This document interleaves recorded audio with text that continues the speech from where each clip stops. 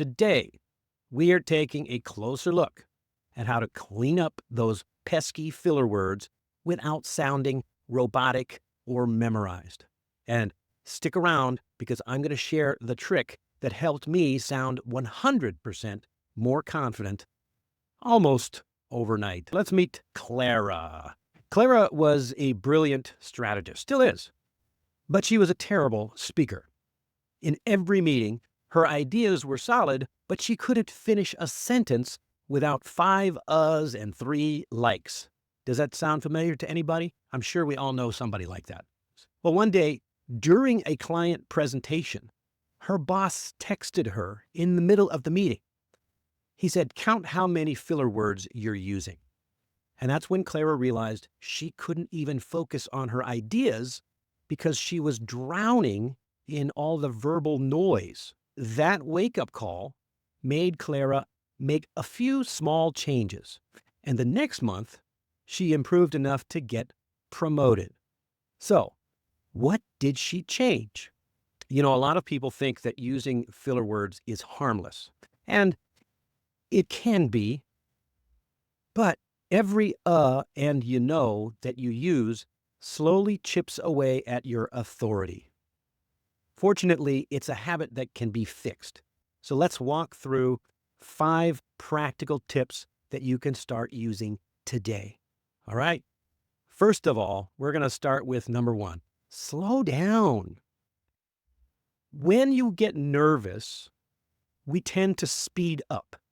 It's like our brain is sprinting and our mouth is trying to keep up. But when you slow down, even just a little, you give your mind time to organize your thoughts.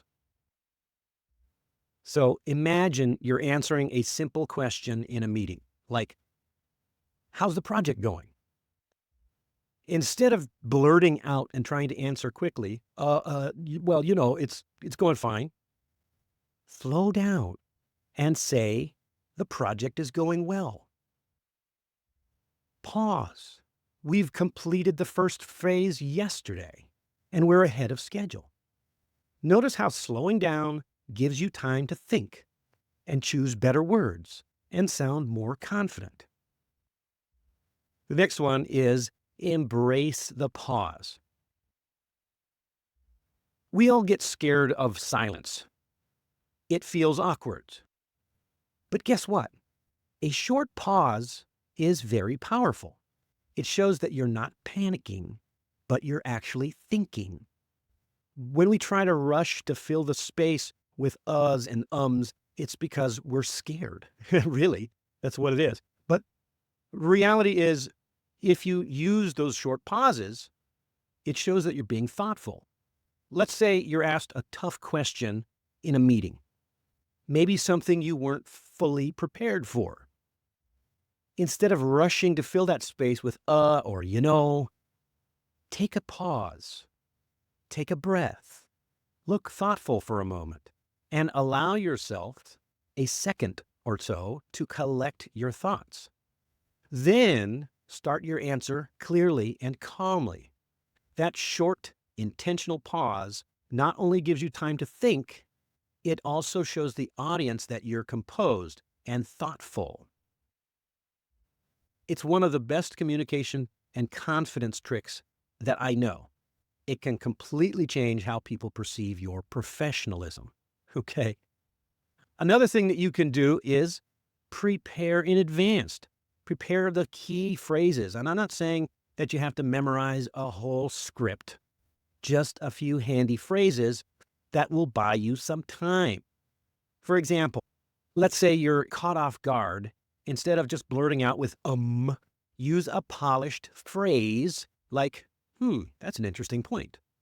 Or, let me think about that for a moment. Other great options include, I'd like to take a second to consider that.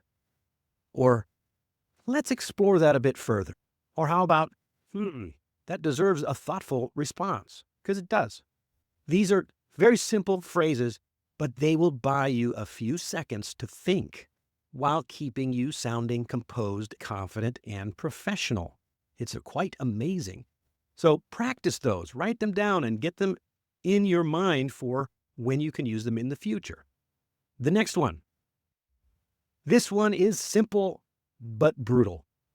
Record yourself answering a practice question. Then play it back and count the filler words that you use. Awareness is half the battle. So what I would say is record yourself answering a few practice questions like, for example, what's your biggest strength? Or can you describe a recent challenge you overcame? Now, that's a great example of questions you might hear like in a job interview or in an interview for promotion. Or even how about what's one goal you're working on right now? Now, when you listen closely. Are you saying like every sentence or every paragraph? Once you hear it, you can't unhear it. And that's when you start to change. I edit videos for my father's YouTube channel as well. And I got to admit, thank goodness for AI because it allows me to take out the filler words that he uses a lot. And so don't think that this is just something for non-native speakers. Native speakers run into these challenges too. But as you recognize when you use those words, then you can start taking them out yourself. It's really useful because not everybody we don't have AI in real life, right? All right. Number 5, replace filler words with breathing. When you feel like there's a filler word bubbling up, you can notice the impact. Breathe instead. All right.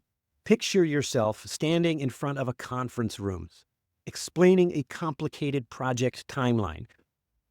You get to the tricky part. Your mind races. You're about to fill the gap with Instead, you stop for a second. You take a slow and steady breath. In through your nose, out through your mouth, your hands resting calmly on the table. Then you continue. The next phase will begin once the testing team signs off. So that simple breath centers you. It clears your mind and gives your words more weight. Instead of sounding unsure, you sound deliberate, like someone who's in full command of their message, even if you stumble at the beginning. If you end your sentences with a strong and confident tone, that's what people will remember. I learned this early in my career. During a very big presentation, I completely blanked halfway through my first slide. I froze. But instead of mumbling or apologizing, I took a breath, gathered myself, and delivered the second half of my talk with calm, clear conviction. And you know what? No one even remembered the stumble. They only remembered the strong and confident close. And that's the power of finishing strong.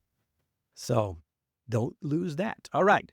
I want you to drop a little comment down below. What is your worst word filler? Like, honestly? Share it in the comments. Let's laugh about it together, and then we'll fix it. Today's mission is to record a practice answer to a common meeting question. Like, can you give us an update?